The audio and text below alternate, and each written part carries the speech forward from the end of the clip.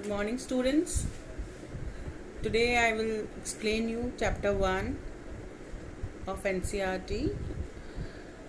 As I told you, there are two books of NCERT, part 1 and part 2. We'll start with chapter 1 only, and chapter 1 is basically some basic concepts of chemistry. In the last class, I explained the introduction of basic terms of chemistry, and that I explained you basically basic radicals and acid radicals. That was different.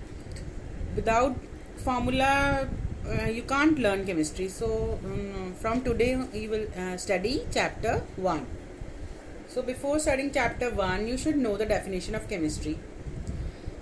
As you know, chemistry is defined as the study of transformation. Basically, it is the science of molecules. It is the transformation of or interaction of matter, in which one form of matter is changed into other form. Chemistry is also called central science because it has wide application in various fields like agriculture, textile, drugs, medicines. Everywhere it has applications. So it is called the central science. There are various branches of chemistry. Physical chemistry. In physical chemistry, what is physical chemistry? It is a branch of chemistry which deals with the physical properties of substance which depend on and influence their chemical structure, properties and reaction. In inorganic chemistry, it is a study which deals with the structure and behavior of inorganic compounds. Basically, all those who have made the compounds are known as inorganic compounds. All the substances other than carbon, hydrogen compounds, they come under inorganic compounds, which are obtained from minerals. These are known as inorganic compounds. Third branch is organic chemistry. In this, you will study about the structure, composition and chemical properties of organic compounds. Basically carbon compounds only. All the study of carbon compounds comes under organic chemistry. Biochemistry. In this, you will study about the structure and behavior of the components of cells and the chemical processes in living beings. Analytical chemistry deals with the separation and quantitative determination of composition of different substances. So these are the five branches of chemistry. Physical, about the physical properties of the substance. Inorganic, about inorganic compounds. And organic, about the study about the carbon compounds. Biochemistry, behavior of the components of the cell and their chemical processes in living beings. Analytical means separation, identification and quantitative determination of composition of different substances.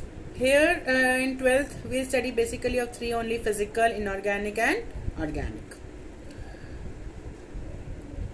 Now next is, all these things are you have studied in 9th class. Matter. What is matter?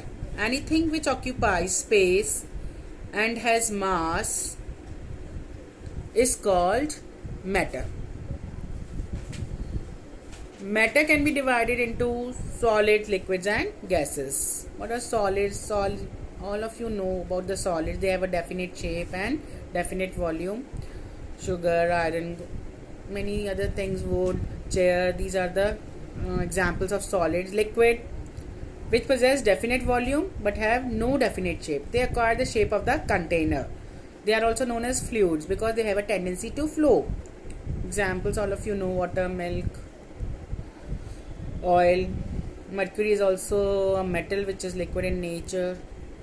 Gas, which does not have a definite shape and no definite shape and no definite volume.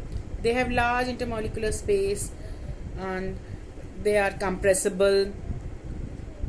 So example gases, you know: oxygen, hydrogen gas, carbon dioxide. All these things you know studying from 9th class only. All the three states are interconvertible. When solid will change into gas, what will happen? Which process is known as, when solid is changing into gas on heating, sublimation, and when gas is changing into liquid, condensation, and when again liquid change to solid, freezing. If you will go for a reverse process, when liquid is changing into gas, vaporization. When gas is changing into solid, deposition. And when solid is changing into liquid, melting or fusion. So these all the three states are interconvertible. This you have knowledge. Now next is classification of matter. Or at microscopic level, it is classified into mixtures and pure substances. Here there is a very easy flowchart diagram. Matter is classified into mixtures and pure substances. Again, the mixtures are of two types: homogeneous mixture and heterogeneous mixture. What are mixtures? Mixtures contains two or more substances which do not combine in a fixed ratio. There are two types: homogeneous mixture and heterogeneous mixture. In homogeneous mixture, there is a uniform composition. They mix. Both the components are mixed. They mix completely with each other.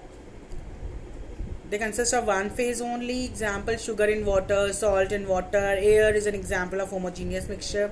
Then heterogeneous mixture, it is their composition is non-uniform. Sand and salt, iron filings and sand, grains and pulses. These are the examples of oil in water. These are the examples of heterogeneous mixture. So second type is pure substance. What is a pure substance? A substance which contains only one type of substance. A material which contains only one type of substance is called a pure substance. Then you will study pure substance is further subdivided into element, compound. Elements, compound. Pure substance is of two types: elements and compounds. What is an element?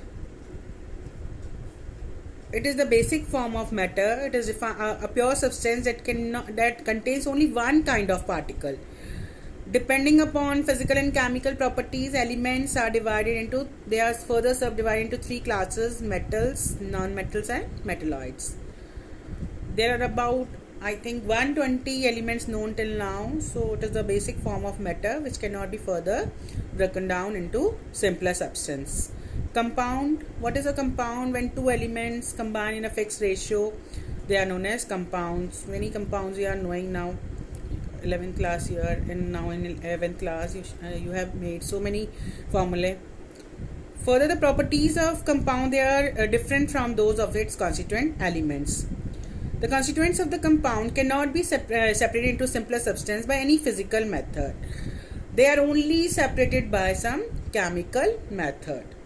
Next topic is properties of matter. Matter has two types of properties: physical properties and chemical properties. Physical properties are those properties which can be measured or observed without changing the identity or composition of the substance. Example: melting point, boiling point, color, odor, density. These are all come under physical properties. What are chemical properties? Chemical properties are those properties in which a chemical change takes place.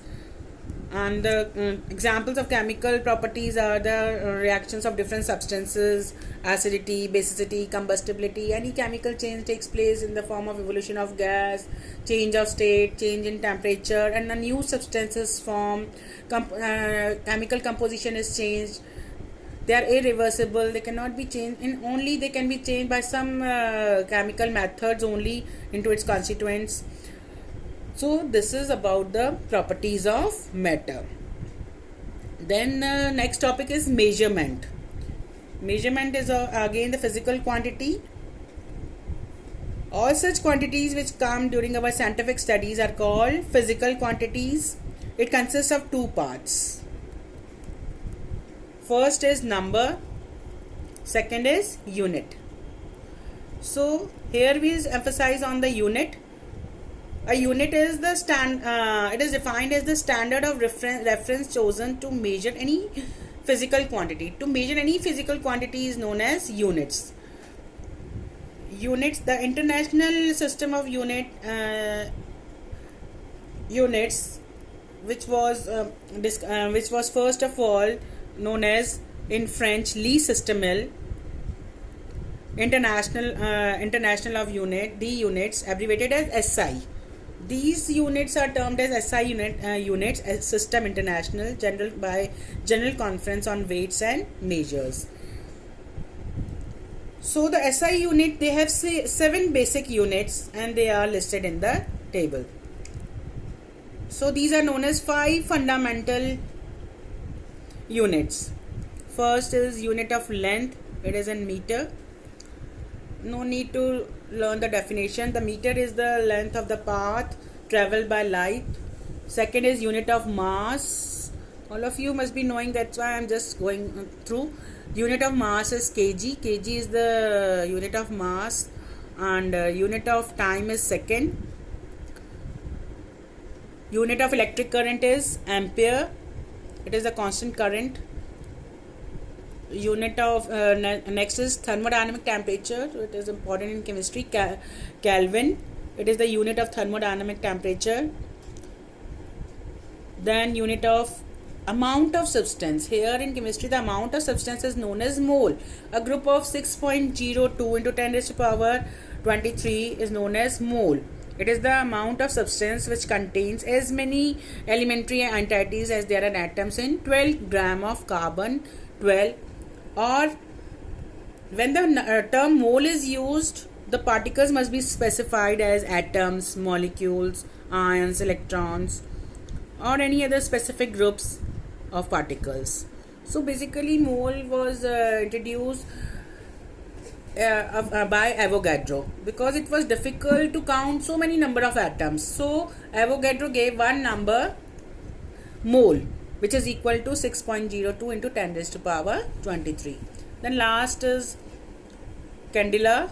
Candela we don't use. It is the unit of intensity, luminous intensity in a given direction of a source which emits monochromatic radiation of frequency 540 into 10 raised to power 12 hertz. Then in the next we will learn about some important definition, difference between mass and weight. What is difference between mass and weight? Mass of a substance is the amount of matter present in it. Basically, mass, the value of mass is constant, but the value of weight is not constant. It changes according to the gravity. It is the force exerted by the gravity on an object. W is equal to mg.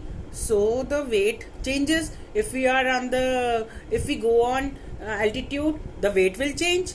But the mass of a substance is the amount of matter which is always constant, and its unit is kg, and SI unit of this weight is newtons. So this is the difference between mass and weight. The mass is the amount of substance which is constant and it does not vary.